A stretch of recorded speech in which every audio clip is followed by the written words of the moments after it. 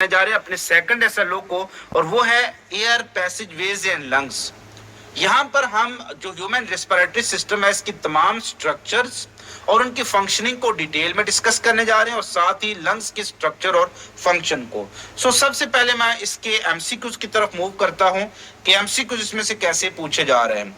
वो कहता है carefully study the diagram of the human respiratory system. ये जो डायग्राम आपके सामने शेयर किया है ये ह्यूमन रेस्पिरेटरी सिस्टम की है, with labelling 1, 2, 3 and 4। 1, 2 and 3 and 4 labelling दी हुई है। अब आपने अंडरस्टैंड करना है, इसमें से अंडरस्टैंडिंग बेस्ड क्वेश्चन आपने अंडरस्टैंड करना है कि इसमें ये लेबलिंग है क्या चीज, और फिर अगर ये लेबलिंग आप आइडेंटिफाई कर लेते हैं, पहली बात ये है कि उन स्टूडेंट के लिए मुश्किल होगा इसको आइडेंटिफाई करना ही, और मैं आपको आइडेंटिफिकेशन फीचर भी बता दूंगा कि आप इसको आइडेंटिफाई कैसे कर रहे होंगे। और फिर दूसरा जो तरीका है इसमें कि आपने जब वो एक तो पहली बात यह है कि यहाँ गलती कर सकते हैं कि उसको आइडेंटिफिकेशन में गलती कर लेंगे, और फिर दूसरा यह है कि उसके आइडेंटिफाई कर लिया तो फिर उसके स्ट्रक्चर या फंक्शन में गलती कर सकते हैं। वन लेबलिंग किससे रिलेटेड है? ये जो सी शेप आपको रिंग नजर आएंगे ना जब भी, तो ये हमारी नेक में होता है, this is called as trachea. ठीक है, तो ट्रैकिया क्या होती है? ये सी शेप कार्टिलेज रिंग पर मुश्तमिल ये सांस की नाली को हम कहते हैं ट्रैकिया या विंड पाइप। लेबलिंग 2 जो है वो किससे रिलेटेड है? वो रिब्स से रिलेटेड है। ठीक है, टॉप पर क्या होती है ये आपको different pair of ribs share किए हुए, तो लेबलिंग 2 बता रही है रिब्स को। लेबलिंग 3 जो होती है ये क्या है? ये जो अंदर आपको ये राउंड आपको व्हाइट किस्म के आपको बैलून नजर आ रहे होते हैं, ये क्या होते हैं? एल्वोलाई होते हैं। These are the structural unit of lungs. और लेबलिंग 4, अगर लंग्स के नीचे इस तरह की कोई पार्टीशन आपको नजर आती है तो हमेशा क्या होगी? वो डायाफ्राम होगा। It is a partition between chest cavity and abdominal cavity. अब हम देखते हैं कि उसने पूछा क्या है। कहता है कि select the option which give. अब आपको 4 ऑप्शन देगा, तो वो उनमें से कोई एक ऑप्शन आपने चुनना जो कि करेक्ट आइडेंटिफिकेशन भी बता रहा हो, यानी ये लेबलिंग की करेक्ट आइडेंटिफिकेशन भी हो और इसके फंक्शन या कैरेक्टरिस्टिक्स को भी शो करता हो। तो ये दोनों चीजें आपने एट अ टाइम करनी है। सबसे पहले लेबलिंग 1 किससे रिलेटेड है? आइडेंटिफिकेशन क्या है? ट्रैकिया। तो यहां तक तो बात ठीक है कि लेबलिंग 1 की आइडेंटिफिकेशन क्या है? वो ट्रैकिया ही है। It is supported by bony rings. तो ये रॉन्ग ऑप्शन है कि बोनी रिंग्स नहीं होते हैं, बल्कि क्या होते हैं? ये कार्टिलेज रिंग होते हैं। अल्फा ऑप्शन हमारे पास रॉन्ग हो गया। लेबलिंग 2 किससे रिलेटेड है? लेबलिंग 2 मैंने आपको बता दिया था कि रिब्स से रिलेटेड है, और रिब्स की आइडेंटिफिकेशन तो ठीक होगी। व्हेन वी ब्रीथ आउट, यानी जब हम सांस अपनी बाहर निकालते हैं, रिब्स आर लिफ्टेड, वो ऊपर उठती हैं। Move upward and forward, wrong statement है। जब हम एक्सपायरेशन करते हैं, हवा बाहर निकालते हैं, जब सांस अंदर लेते हैं तो क्या होती है? रिब्स ऊपर उठती हैं, लिफ्ट ऊपर होती हैं। जब सांस हम बाहर निकालते हैं, वापस आप नीचे चली गई ना लिप्स, तो ये रॉन्ग स्टेटमेंट है कि रिब्स जो होती हैं जब हम सांस बाहर निकालते हैं, ब्रेथ आउट करते हैं, तो रिब्स लिफ्ट नहीं होती हैं बल्कि they are down, they move downward. Beta option भी क्या हो गया? रॉन्ग हो गया। चार्ली ऑप्शन किससे रिलेटेड था? वो मैंने आपको कहा था छोटे छोटे बैलून लाइक स्ट्रक्चर है, ये एल्वोलाई है। तो Charlie option is related with alveoli. These are thin walled sac like structure for exchange of gases. तो that is the right function of this alveoli. तो आइडेंटिफिकेशन भी ठीक है, इसका फीचर और इसकी फंक्शन भी ठीक है। Charlie is the wrong statement. Delta is diaphragm, it is pulled up when we breathe in. जब हम सांस लेते हैं तो ये जो डायाफ्राम है वो पुल अप नहीं होगा। जैसे मैं आपको देखूंगा ये डायाफ्राम, सांस जब आप लेंगे तो डायाफ्राम नीचे मूव करता है। जब नीचे मूव करता है तो लंग्स पर से प्रेशर हटता है, तो ये फूलते हैं, इसमें वैक्यूम क्रिएट होता है, हवा अंदर जाती है। तो इसमें राइट ऑप्शन क्या होगा कि डायाफ्राम आइडेंटिफिकेशन तो ठीक है लेकिन उसका फंक्शन गलत है। इट इज पुल्ड अपवर्ड के बजाय क्या होगा? डाउनवर्ड होगा। Delta is wrong. हमारे पास सिर्फ चार्ली ऑप्शन ठीक बचा है। नेक्स्ट आते हैं क्वेश्चन नंबर 2 की तरफ। Which tissues are present in the wall of trachea and alveoli. अब वॉल ऑफ ट्रैकिया और एल्वोलाई में कौन कौन से टिश्यू होते हैं और कौन से एब्सेंट होते हैं, इस पर आपको एक टेबल दिया हुआ है। आपने देखना है कि एक तरफ trachea alveoli option A, option B में ट्रैकिया एल्वोलाई, यानी चारों ऑप्शन में ट्रैकिया और एल्वोलाई को कंपेयर कर रहा है। आगे यहाँ पर उसने आपको टिश्यू दिए हुए हैं, कार्टिलेज ट्रैकिया में प्रेजेंट है, एल्वोलाई में प्रेजेंट है। तो इसी तरह से एपिथेलियम में गोबलेट सेल प्रेजेंट है, स्मूथ मसल्स प्रेजेंट है, एब्सेंट है। इसमें से आपने देखना कि कौन सा बेस्ट डिस्क्राइब कर रहा होता है। मैं सबसे पहले तो मूव करता हूँ कार्टिलेज। बाज का था आपको एक ऑप्शन से ही पूरे का पूरा एमसीक्यू सॉल्व हो जाता है। हमें ये चीज क्लियर है कि कार्टिलेज टोटली एब्सेंट होता है ब्रोंक्यूल या उससे आगे स्ट्रक्चर में।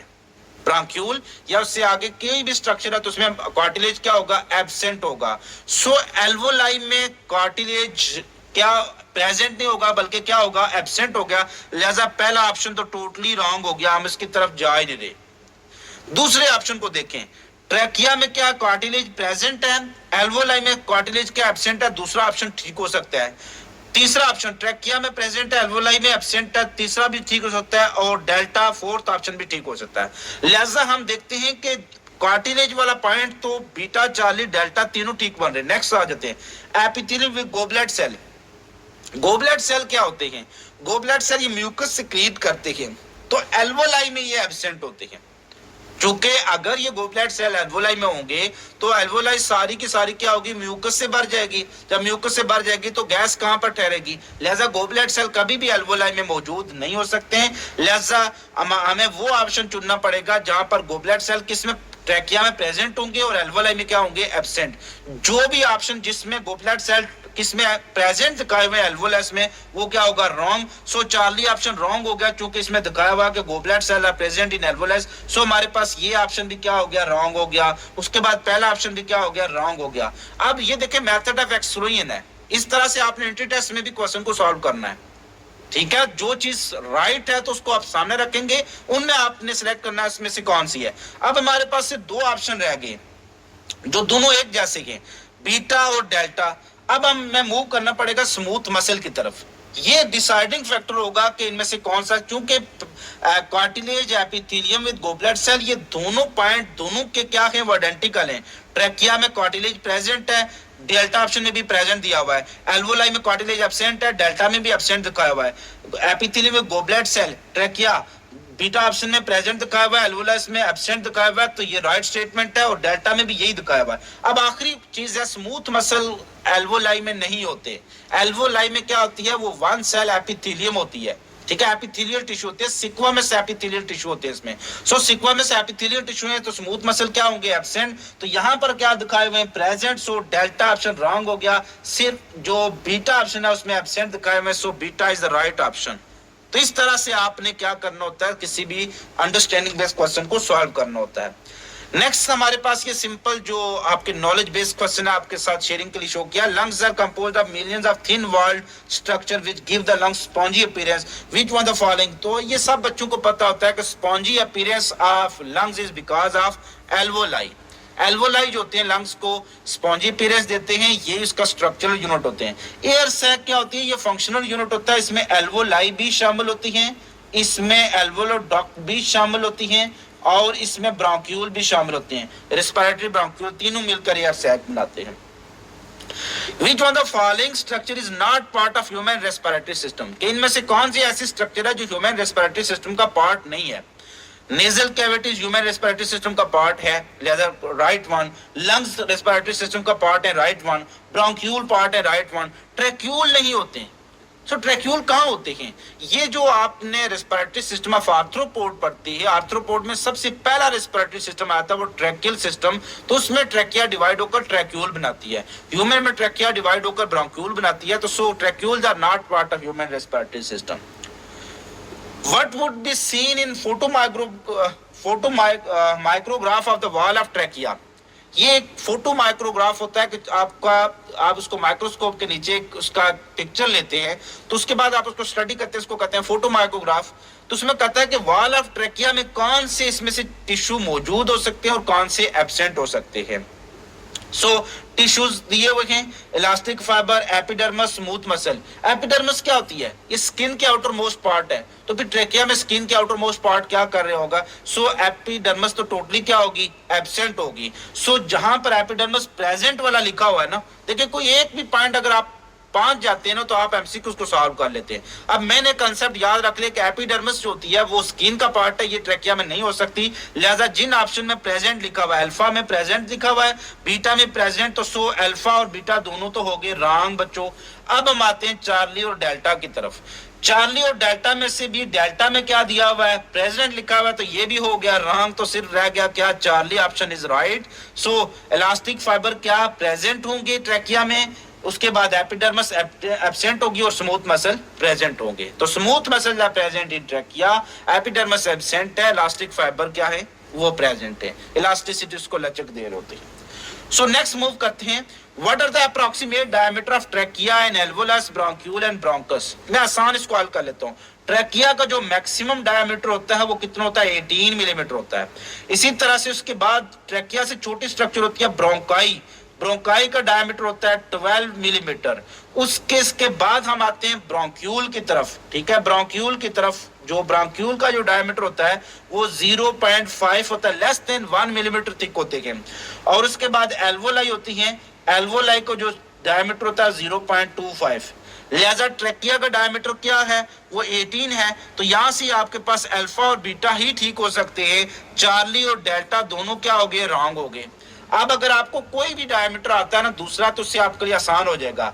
उसके बाद हमारे पास आ जाता है ब्रोंकस, ब्रोंकस दोनों का डायमीटर क्या होता है, एक का भी 12-12, तो दूसरे ऑप्शन ब्रोंकस का भी ठीक है। फिर हमारे पास आता है ब्रोंक्यूल, ब्रोंक्यूल दूसरी तरफ क्या आ जाता है, एल्वोलस। अब ब्रोंक्यूल का डायमीटर एल्वोलस से ज्यादा आना चाहिए, सो 50 वाला ब्रोंक्यूल का और 0.25 वाला क्या होगा, एल्वोलस का। So alpha option is right. इस तरह से आप आसानी से इसको समझ सकते हैं और इसको सॉल्व भी कर सकते हैं। The table show the feature of respiratory structure of human. Put tick if the feature is present and cross if the feature is absent. Short question. अब सिंपल तो अंडरस्टैंडिंग बेस्ड क्वेश्चन आपको ऐसे ही आएंगे। जो नॉलेज बेस्ड क्वेश्चन होंगे simple आपसे पूछा जाएगा कि इन list 2 feature of trachea, what are the characteristics of alveoli, लेकिन इस तरह के समझ से बेस पर। अब आपके पास ये स्ट्रक्चर है, ट्रैकिया, ब्रोंकस, ब्रोंक्यूल और एल्वोलाई। आपने देखना है कि इसमें कार्टिलेज प्रेजेंट है तो आपने टिक उसके सामने लगा देना, और अगर एब्सेंट है तो एब्सेंट लगा देना है।